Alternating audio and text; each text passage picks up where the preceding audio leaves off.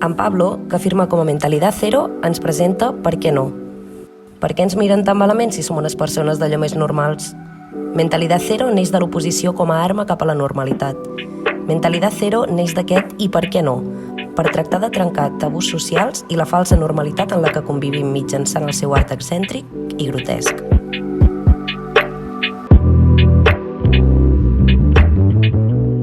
Doncs em dic Pablo, signo com Mentalidad Cero, vinc de Blanes, soc bastant autodidacta però vaig fer il·lustració i la meva obra al mostrat es dirà ¿Por qué no? La descriuria com una mica grotesca i oscura, molt a monocroma i a boli, i després per una altra banda tinc com una part més colorida i digital també.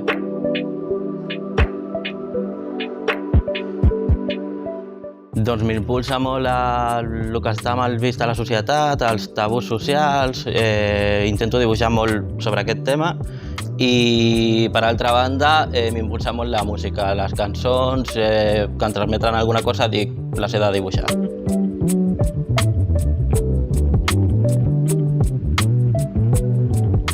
Presento per una part el meu jo més primari, que és el que dic que és molt ratllajo de boli, molt negre i molt analògic. I per una altra banda doncs, presento la part una mica més colorida, hi ha dibuixos eròtics també, i també portaré una mica com les calabres que es veuen aquí, les mans, que van una mica més enfocades a la il·lustració del tatu.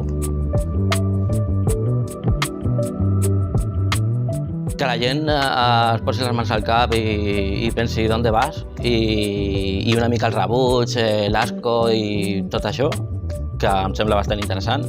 Però darrere de tot això busco que vegin que hi ha un missatge i que tot és normal, o sigui, busco la normalitat, que tot és acceptable i que no s'ha de discriminar a ningú tipus d'art ni ningú tipus d'estètica o el que sigui.